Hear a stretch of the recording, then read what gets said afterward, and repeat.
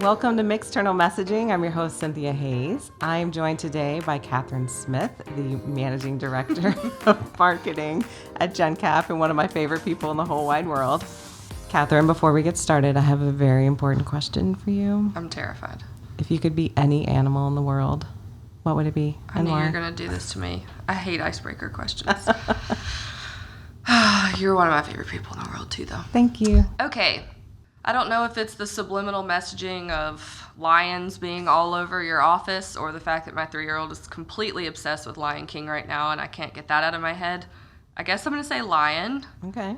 I like that they are really strong leaders, but they're loud like I am. What? But I think a component about lions that I can really appreciate being a mom, but also just absolutely loving the people that I work with and feeling a responsibility to protect them and, really amplify them is that they have a real responsibility to protect their pack. And anyone that knows me knows, don't mess with Kathryn's people. She will get loud like a lion. I think I've seen that before, yeah. You have? Yeah, I can vouch for that. That's a good one. Okay, so that's what rolls off the tongue after I listened to Hakuna Matata 15 times. 80,000 gajillion times, yeah. You should have had me karaoke a song to start. It would have been... In a grass skirt. Hakuna Matata. That would have been amazing. We could have just entered that way. That would be fun. That could be your next icebreaker. Okay. If you could sing one karaoke song, what would it be? And do it now. Nice. Grab the mic. Break and into go. Dance and go. Yep. I'm glad I won't be your guest when you do that. Yeah, you're setting someone else up for humiliation. Mm-hmm. Way to go. Okay. No problem. That's what lions do. It's fine. Very nice. So, Kathryn, I would love for you to tell us a little bit about how you ended up in this role at Jencap. Well, I can't say that it was a direct path. I guess to make a long story attempted to be short. I graduated with a degree in public relations and journalism, so had the intention right out of college and being the next marketing PR girl. And things don't always go according to plan. Rarely. That didn't happen.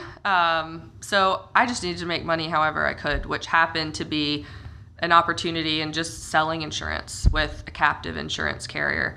And then my journey just evolved from there, and we don't have time to get into it, but I've, over the years, worked really every angle of the insurance industry. I've been on the retail side, the carrier side, and I've spent the last almost 10 years on the wholesale side with Jencap through acquisition.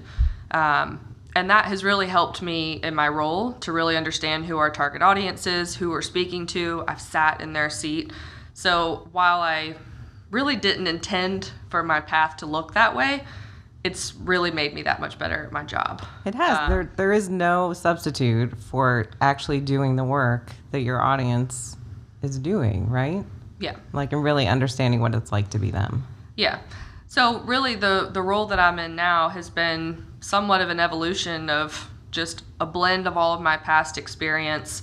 There were times that it was more focused on business development, and thankfully in the last couple of years as Jencap's grown, I've had the opportunity to really hone in on what my skill set is, which is really driving that brand strategy for our company and making sure that we have a really, really strong and successful strategic plan in our marketing department. And that allows me to work with Liger all day, every day, which is really a dream job because I get to be a Liger and a Jencapper. We call ourselves Gencats. But it's incredible. It's so nice to love what I do and really feel proud of the value that I know that I and our team are bringing to the company. You do. You're such an incredible partner to a marketing team because you are strategic, because you've sat in multiple seats that your audience is sitting in, so you know exactly what they care about, how often they care about it, when it's annoying, when it's right, and what kind of hooks are really gonna, be appealing to them and make them want to respond to marketing tactics. So it's been a lot of fun to learn from you in that realm. Oh, thanks. Which is cool. And Jencats is a really cool nickname. So. We're pretty proud of it. So maybe unpack a little bit about what you're responsible for in your role outside of the strategy piece. Like, what elements are you responsible for in the Jencap world? After you get past really that high level strategy setting, what do we want to accomplish, working with our executive team to make sure that we're aligned with what their goals are for the business. And then really the day-to-day is just the deployment of that strategic plan that we put together, whether that's thought leadership, that's social media, that's, so much video and written content, that's website development, that's really most things that have our logo on it are in my and our care and custody in the Jencap ecosystem. So it's a lot, but it's all connected. So Yeah. I think something that I'm having to constantly educate, not just people at Jencap, but just anyone that is either a business owner or is in a different area of a business operation, not marketing. They don't understand the interconnectivity of that marketing ecosystem. Mm-hmm. And it's like, well, just pull this lever over here. And it's like, no, because then you're going to turn off this, that, and the other. So I know that you know what this is. I follow your diagram very well. You follow my diagram here. This to this and this. Yes. But yeah, it's a lot of responsibility, but it's so fun to see the fruit of that labor and to see the success that we've had. Yeah, it has been a lot of fun. It's been nice to have, to be in your sidecar as we've kind of gone down this road with the Jencap brand. And this all connecting, really, when it's done thoughtfully, it amplifies everything you're doing, right? So when you're doing things in isolated buckets, they serve, that 1 minute, that thing that they're doing. But when we can make them all connect and be cohesive and have that same voice and tone and power, and they're representing the brand well, and they're showing how smart your people are, and it's all saying the same thing across all those mediums, then it's really powerful. It's a powerful message. So you're really good at that marketing, exterior, brand, messaging. I happen to know that you also wear a different hat where then you have to translate that internally pretty often for employees on the regular. What does that look like, and how do you shift, or do you shift, or is it pretty much the same? Tell me about it. I feel like there's a couple different ways to approach the question. So for one thing, when you're externally selling a promise to your target audience, it's just words, completely empty words, if internally you're not backing up that message. So in a company like Jencap, we're not selling a product. Right. So if I'm shipping a thing of lip gloss to somebody, they don't care who made it. They just want to know that the lip gloss works and it looks like they thought it would, and the quality. We're not selling a product at Jencap. We're literally, our CEO calls it an elevator business, where our assets go up in the morning and they go down in the evening. So at the end of the day, we're selling ourselves. So whatever I'm out there saying, Jencap can do this for you and we're so great, and I'm getting the phone to ring, the experience of our customer has to match what I said it was going to be. And when I say that's it's not an I, what we as Jencap, our value proposition in the marketplace has to match their experience. So when you say internal communication, I know what you mean, but it's a long-winded way of saying you have to have that connectivity between your external voice and your internal voice of be who you say you are. And that is contingent on us having a culture internally where we practice what we preach, where we do what we say we're going to do, where we stand true to our core values and vision that we've set out as an organization. And in order to do one effectively, you have to do the other effectively as well. And it's not just the person putting the words out. It's, are you hiring the right people? Right. Are you attracting people that also stand for the same core vision and principles and way of doing business? Because at Jencap, we're such a collaborative bunch. We're a people-first culture. We say that over and over and over. But we don't just say it, we live it. You have to live it, or it's not authentic. There's a lot of work that has to be done in any organization to be who you say you are. in the marketplace. And that's just a testament to the incredible people that we have on our team at Jencap. But with that, you have to keep your internal group connected. There's a communication element to that. There's an openness to that. There's a authenticity to that. You have to retain the people that maintain that culture and be comfortable saying goodbye to people that don't fit it. You have to really protect it. You have to attract new talent in that you know is going to match that same, core principle and values as an organization. So it's a long-winded way of saying it's just as important one way as the other, if not more important, because without the internal component, then it's just words. Nothing else matters. Yeah. We could be fantastic marketers, and every time they pick up the phone, the experience doesn't match it, and it's completely useless, so no one wins. That's right. Lucky, in our world, that's not the case, and our team does practice what they preach. And it sounds like you're really intentional, which is key. Intentional about making sure, holding people accountable to living up to that brand promise. It doesn't happen by accident. Liger's the same way. We have core values that we shout out every week, and we reinforce them, and we hire, and we promote people based on them. You save the world from boring, broken marketing. We do. See? Yes, You did your job. You got that in my brain. She knows our tagline. You can pay me later. All right, thanks. It is our North Star, and our people have fun doing very serious work. Like, that's at the end of the day. And we're the same way, where we're services. We're like, it's our people and some paper that we sell. There's not like a hardcore product at the end of the day.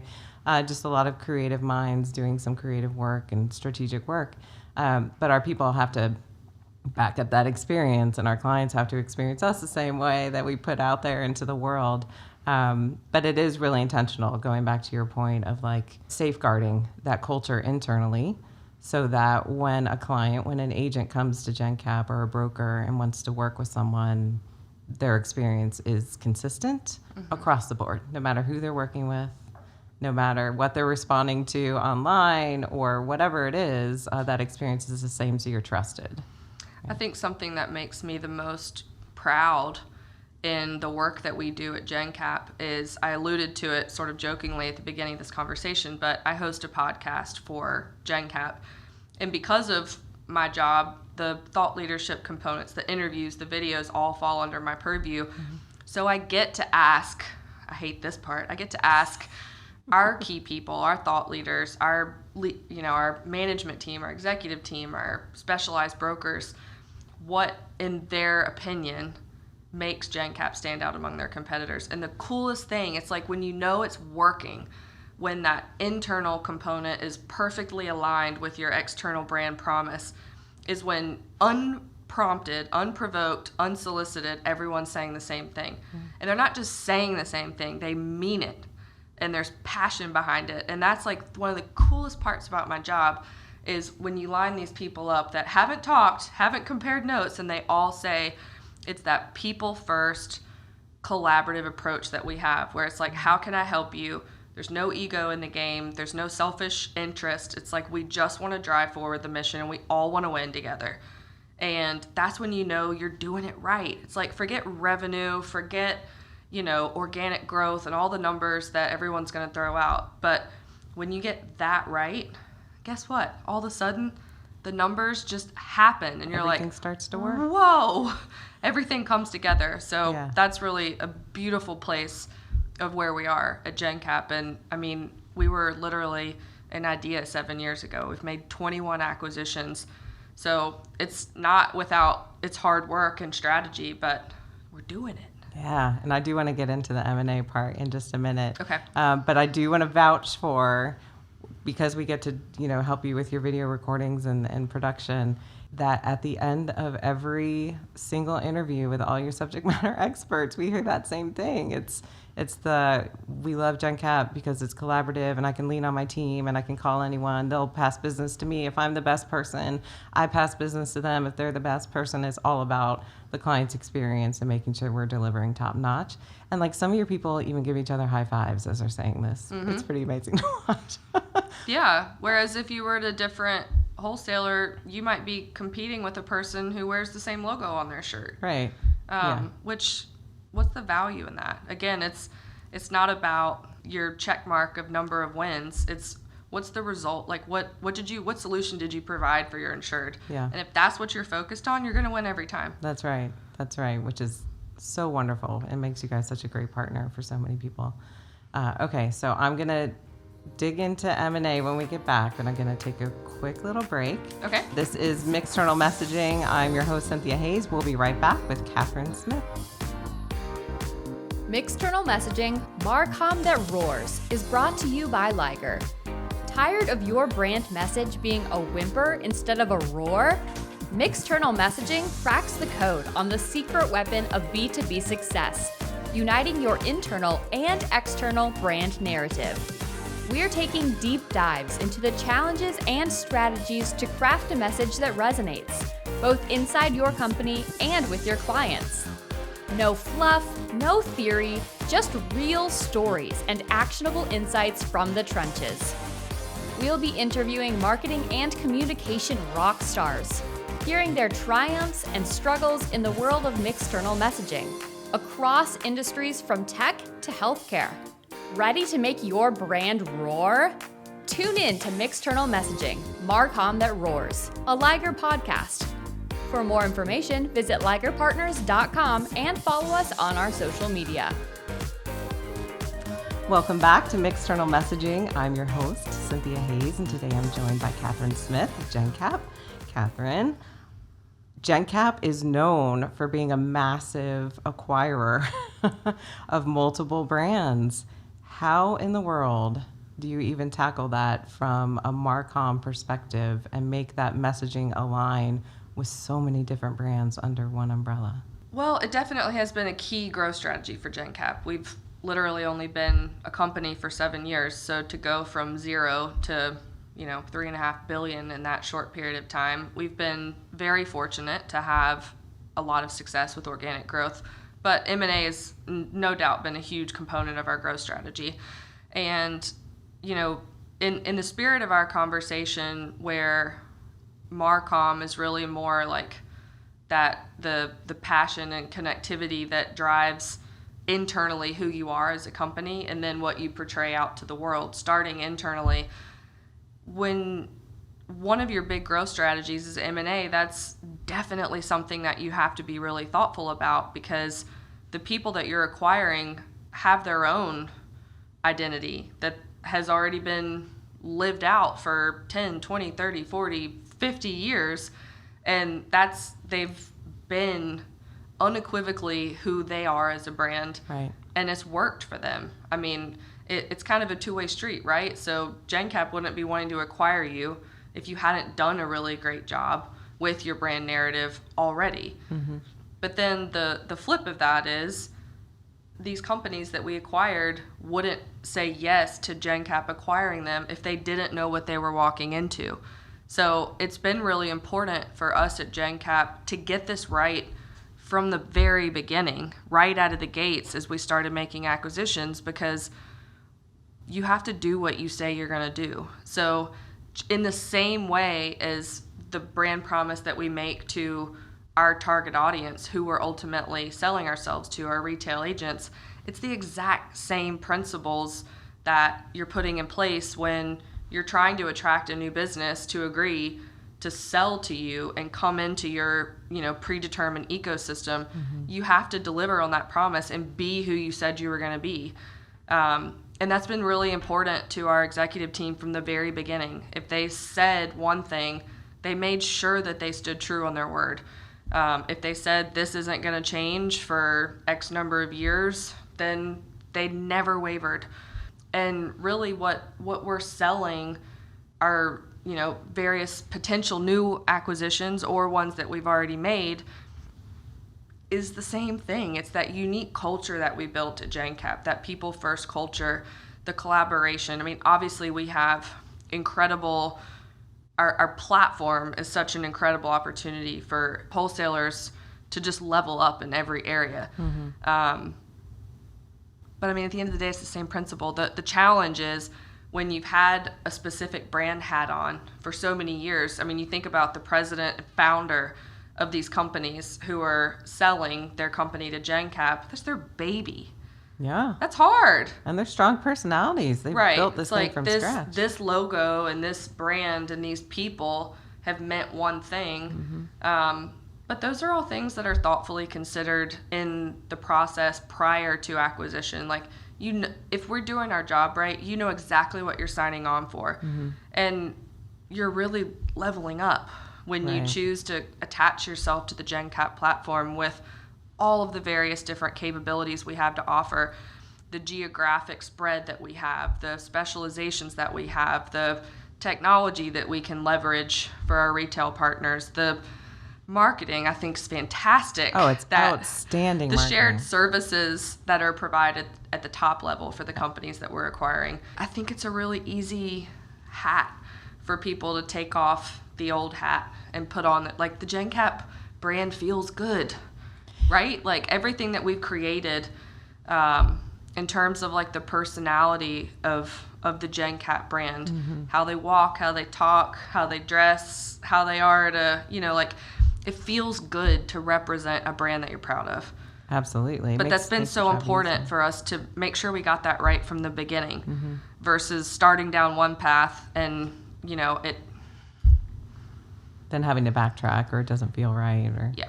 That is an important call out during that like due diligence period of, are we going to acquire this company or do I want to be acquired by Jencap, to be considering certainly the culture fit, and aligning some of those values and making sure everyone does feel good about it and it does feel close enough that the people will feel safe and they'll retain that top talent that has attracted Jencap to this company in the first place. Because like you referred to earlier, it's all about the people. So you're buying the relationships these people have and the expertise they have in different markets and different industries. So to make sure those employees stay engaged throughout the merger and then post-merger. I love hearing that your executives do what they say they're going to do. They follow through Always with have. those promises. Sometimes I wish they wouldn't. I'm like, can you please just, it's like, no. It'd be so much easier if you didn't stay true to your word. Can we please just make it simple on me? But harder on us is typically the better option for your end user, which is, the agent. Always, we're kind of considering their experience in all of this. So we've been able to, I've been side by side with you in a lot of these like rebrands.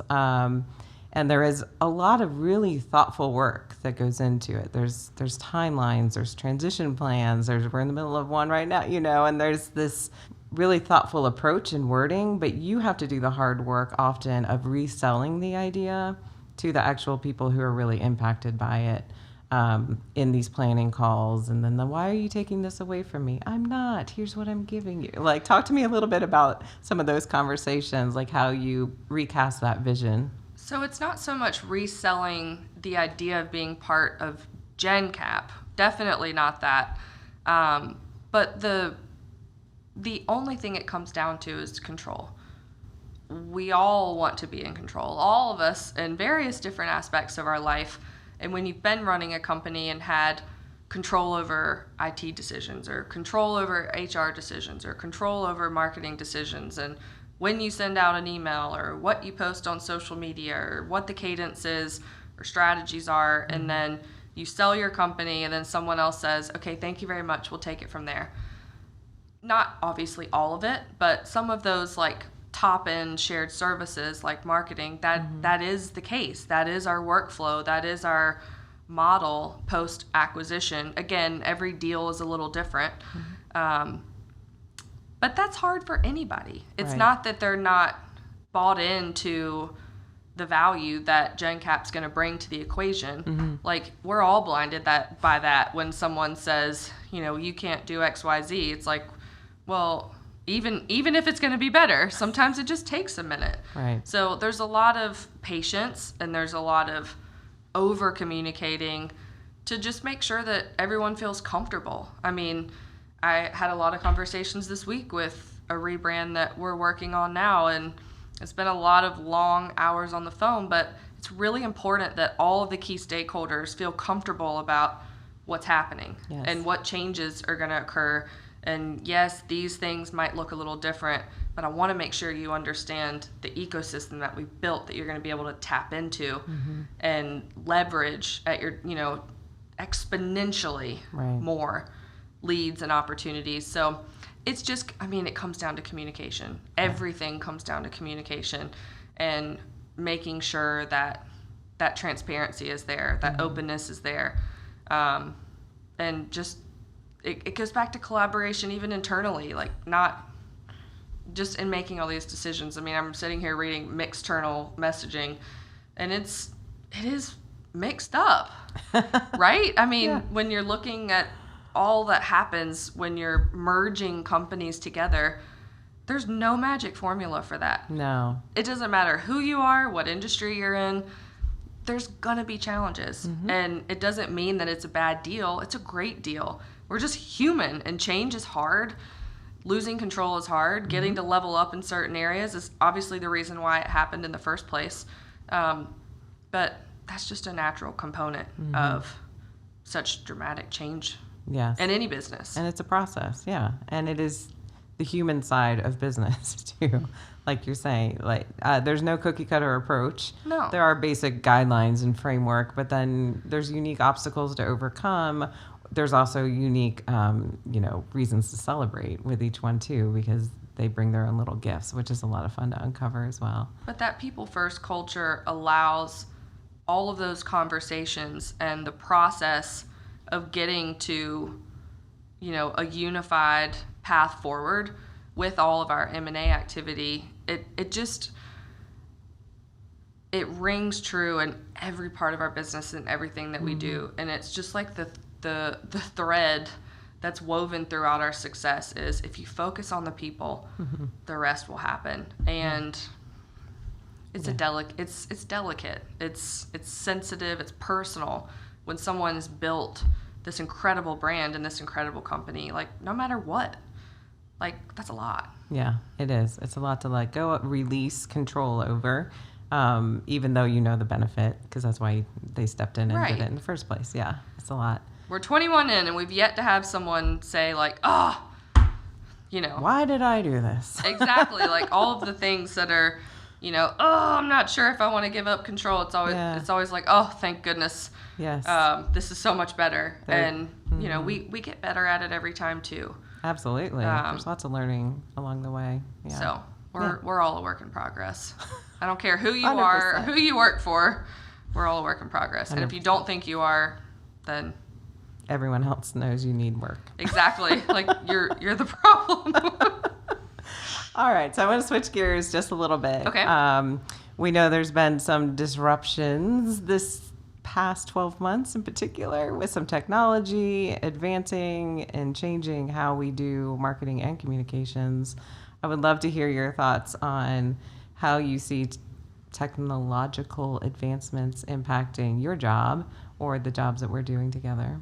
There's no question machine learning and the AI is completely disruptive to all industries right now. It's changing buyers' habits. It's changing how we communicate with our target audiences. It's changing just that whole buyer experience. And some of it is, to me, fantastic, and some of it needs to be proceeded with caution. So, it's twofold for me. I would say the benefits are we are able, from a marketing standpoint, not just internally, but externally as well, to have more data-driven, automated information and technology that we can implement. It allows us to be so much more efficient at what we do. It allows us to have a better customer experience. It allows us to automate the things that really a human isn't required for, and then we can focus our time and effort where we're really needed. That part has been fantastic in my opinion. It certainly has given us tons of efficiencies. Again, data is sort of data's king, right? Right, that's right.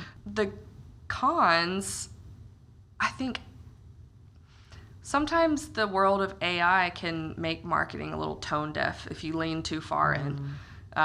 There's such a power in authenticity, but also having a unique perspective, a unique human perspective. And it feels so obvious when you're a content creator and you're a marketer.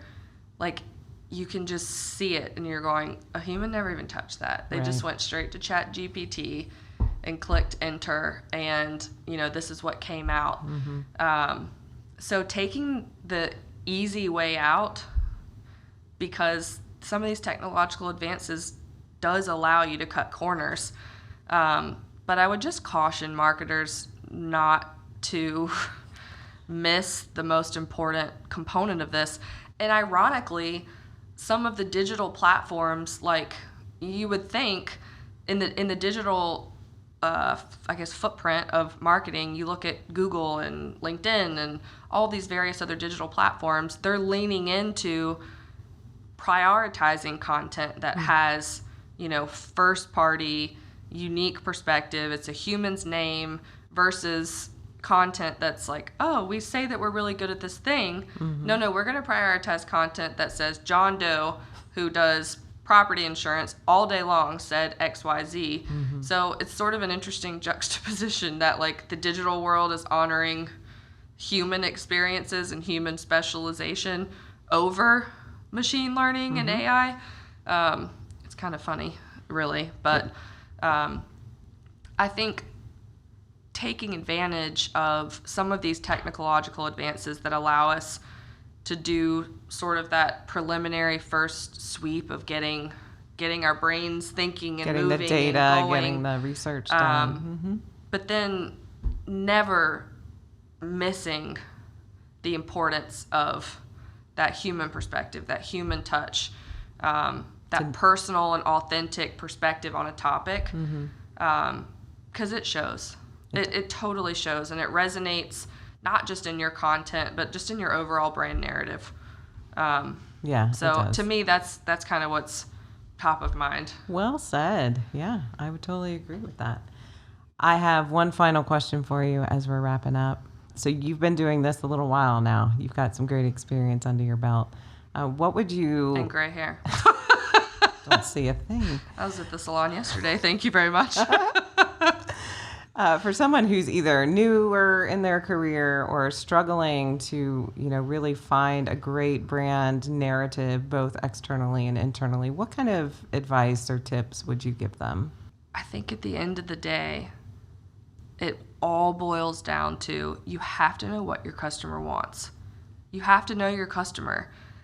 And maybe it's a twofold, like how I want to answer this is, one part of me says, you have to know your target audience. What do they want from you? What's going to make them want to work with you over your competitors? I mean, that's one angle, but then I think back to the other angle of every company started with a person who had a vision to do something different. Then there are very few businesses out there that don't have a competitor or someone who does something that they could say is similar, but what made you want to replicate that but do it differently? What is that thing that made you tick, that made you decide to go through the painful process of starting a business, employing people? What was that thing? What was the intangible that made you proud and excited to start a business? Because that is that core mission, that core value component that should be woven throughout everything that you do. Your people should preach it. Your people should practice it. You should be selling it. But what is it? What is that intangible thing? If you're not selling a product, if you're selling a product, your product has to do what you say it's going to do. Right. But if you're selling a service like Liger is and like Jencap is, what is that thing that your CEO can get on camera, and it doesn't matter how many scripts you hand them, that they are just going to genuinely ooze passion to say, this is why I started this company. This is what I set out to do, and we're doing it. For Jencap, I know exactly what that is. For Liger, you know exactly what that is. And if you're not the person who started the business and that lives and breathes and sleeps that passion, how do you put that into your employees to make them feel that same thing and to push that forward in the marketplace? Because that's your brand. That's right. We can put whatever we want on paper and say our companies can do X, Y, and Z, but I have 1,400 brand advocates that I'm shoulder to shoulder with, that if we aren't all buying into the same thing, it doesn't work. So, it's the component of making sure that your employees are all sort of driving forward the same like core mission and purpose that the founder or the president started the company. That to me has to happen first, but you also have to know who you're selling it to and what's important to them. What are the pain points that are going to get them to call you?